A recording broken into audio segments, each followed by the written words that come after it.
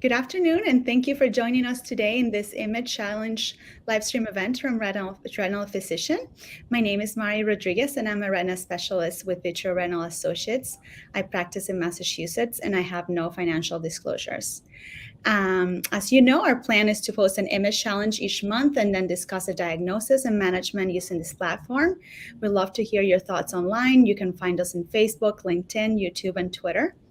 And you're also welcome to write on the chat and share your thoughts with us during this event. I am joined today by Dr. Lizzie Rossin, an assistant professor of ophthalmology and a vitreoretinal specialist at Mass Eye and Ear here in Boston. I know Lizzie from my fellowship at Mass Eye and Ear, and I am thrilled to catch up with her today. Welcome, Lizzie. Thanks. It's great to be here. So I want this to be super casual conversation. I just want to pick your brain on the management of a very common condition that most of us, all of us retina specialists encounter in our daily practices.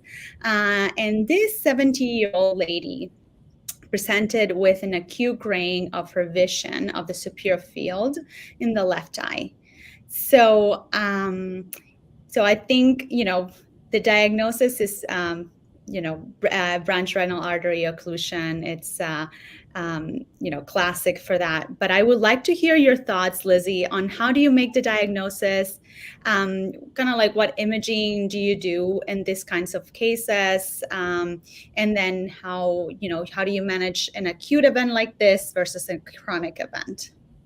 Sure. So, you can see, of course, if someone has a visual field loss like that, it could be a number of things. But once you do the dilated exam and you see the sectoral whitening that we see in the inferior hemiretina on the color photo, that's pretty classic for an artery occlusion. Sometimes even you can see these artery occlusions can be caused by a number of things, but one of the things is an embolus, and sometimes you can even see the embolus that's causing that. And so all of those together are pretty classic for an artery occlusion.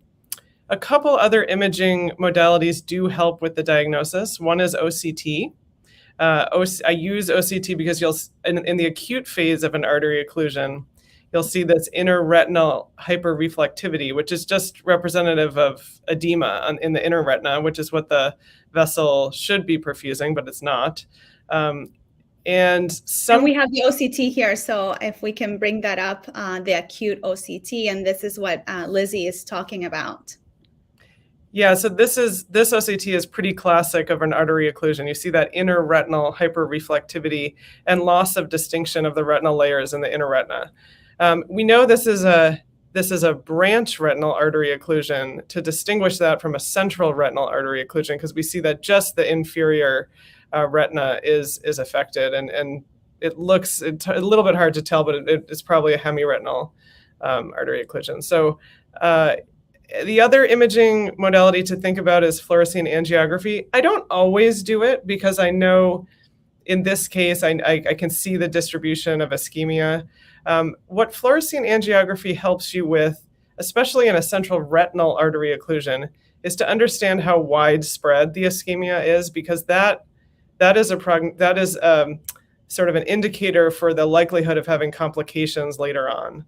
So, and the other thing that a fluorescein angiography helps you with is to really visualize an embolus. If there's a clear blockage, you might see it on the angiogram where you might not be able to see it on exam. So actually here, the photo is not great, but I was able to see the Hollenhaus plaque, and I was hoping that it would be very clear, but for some reason it's not projecting great, but here we could see it very clearly. Great. So this is an acute event. You talked about the classic, imaging and exam findings. And can you tell me kind of like what kind of questions you want to ask of these patients that are coming to you in terms of like risk factors and things like that? Yeah. So, this is a 70-year-old woman. And so I think about, the most common cause for a artery occlusion like this would be an embolus, say, from a carotid artery plaque. And so I ask about cholesterol. Do you have a history of high cholesterol? Are you on a statin? Are you taking your statin? comorbidities like hypertension, diabetes can increase the risk of having an artery occlusion, although in themselves they don't usually cause it, but they increase the risk of it. Someone who has an underlying arrhythmia is at risk for having emboli form and get thrown up to the ocular circulation. And of course, if it's someone who has history of stroke, remember, an artery occlusion in the eye is really a stroke to the eye. And so anyone who has a history of stroke is at risk for having something like this. So all questions about their cholesterol, their blood pressure, diabetes, and any cardiac disease like arrhythmia puts them at risk. And of course, sometimes, rarely, these can be infectious emboli, and you have to ask about any history of recent infection or endocarditis.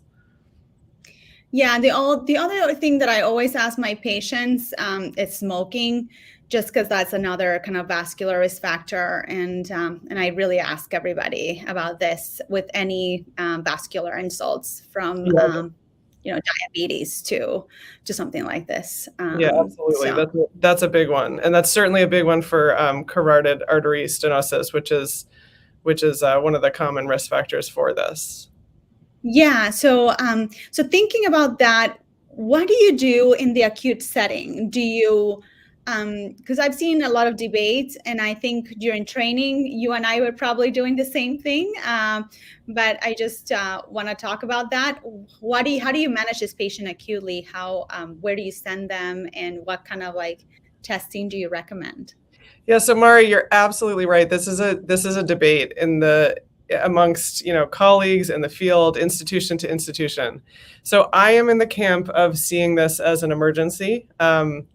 Now, it depends how long ago this happened, but because we see on OCT there's inner retinal hyperreflectivity, we know this is pretty acute, because over time that's going to change.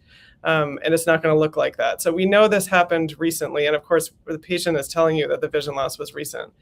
So that to me is an emergency. And the reason for that is a lot of studies have looked at the rate of concurrent ischemic cerebral stroke. So not only does the person throw an embolus to the eye, but also to the brain. And that rate can be up 20 to 30% of people have on MRI, they have they didn't have symptoms, but they actually have a stroke.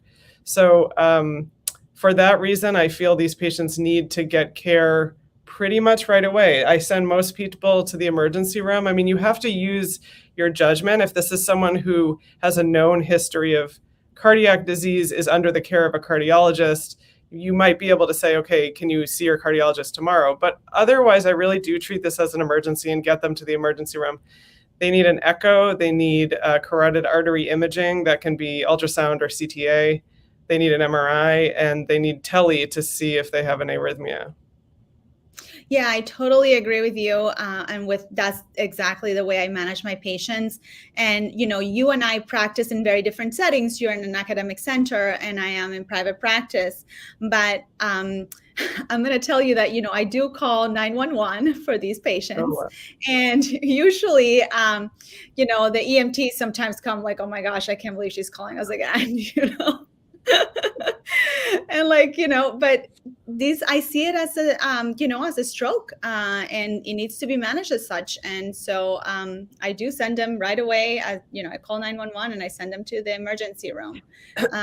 So for them to get worked up.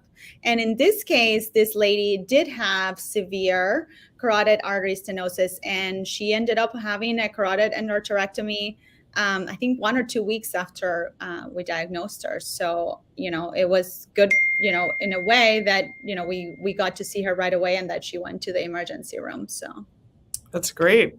Good job. So tell me about other, I put in the live stream event, one of the differential diagnoses I threw out there, Susak syndrome. I've only seen it once as a resident in one lady with multiple BRAOs. But can you tell us a little bit about this, uncommon disease presentation for BRAOs? Sure. And Susac syndrome is rare. I have diagnosed it once as well. And I think every ophthalmologist will come across Susac probably once in terms of, making the diagnosis themselves.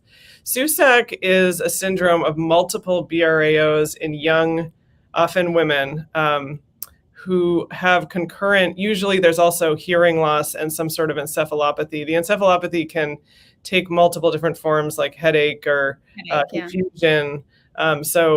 And you don't have to have all three to have Susac. Susac, is sort of digging back here, but I think the diagnosis of Susac is in part, a constellation of symptoms, but also specific findings on the MRI. So this patient is 70. This is unlikely Susac. We're not seeing multiple bilateral BRAOs. And so, and furthermore, there's an embolus here. But if you have a young patient with multiple BRAOs with no emboli, and if they are also reporting hearing loss and headache, which you have to dig for that history, they might not tell you that. Then they're also concerned for Susac. They still need to get to an emergency room and get an MRI to help make the diagnosis. And just for those who haven't heard of Susac, it's a vasculitis that affects arteries in multiple places, including the retina and the brain. Yeah.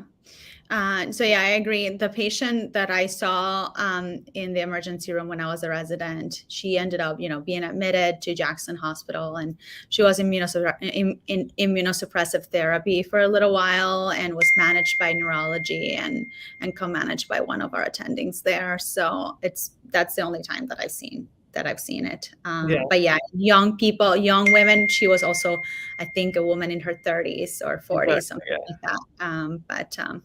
But yeah. And then the other thing that that you may want to think about, which would be rare, would be GCA. But it's always like important to ask these patients if they're elderly, kind of like, just go through the questions and get the CRP.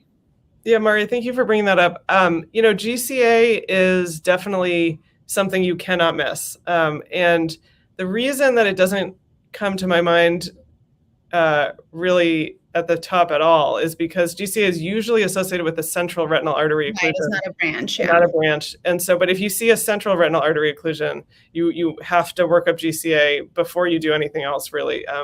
CPC, ESR, CRP, because that's an emergency that can be treated by you even on their way to the emergency room. Right. That's a great point. And then, you mentioned the FA, thinking about other ocular complications. So can you tell us about what are the ocular complications that you're thinking about? The main one in artery occlusion is neovascularization of the iris, the disc, the retina, and then of course neovascular glaucoma, which is the end complication of all that. It's more rare to get that than, say, a CRVO, but you can see it in artery occlusions, and it's certainly going to correlate with the degree of ischemia. So patients who have an artery occlusion, whether it's a BRAO or CRAO, I follow. In the short term, I would follow every month maybe, and then space it out to every 6 months, and then every year to watch for NVI, NVD, NVG. And like I said, it's rare, but if I knew from the get-go that there was severe ischemia, I might follow them more closely. Yeah, that's a great point. I also kind of do that. I do a month, 3 months, 6 months, and then after that, a year. And, I always tell them, any pain in that eye, any redness, you want to let me know right away so that I can fit you in clinic right away. Yeah. And, I also can't really think of too many patients with RAOs that have developed neovascularization as compared to, RVOs, which we see them all the time. But yeah, that's a complication that can happen for sure. Yeah. Well, this was terrific. Thank you for coming in and just enlightening us with all your knowledge. This was great. Oh, the last thing that I wanted to point out in terms of following these patients, a lot of us get OCT, some follow-ups, and the OCTs, are a little different after time goes on. Initially, we talked about that inner retinal hyperreflectivity, and then as time goes on, it becomes more of a atrophic patch if it's a branch artery occlusion versus, just diffuse atrophy if it's a central artery occlusion, which is, basically that the cells are not there, and there's cell death at the end. So. All right. Well, thank you, Lizzie. And thank you for tuning in, everybody. And you can leave us comments online via our multiple platforms. And we'll see you again in a month. Thanks for having me. Yes. See you.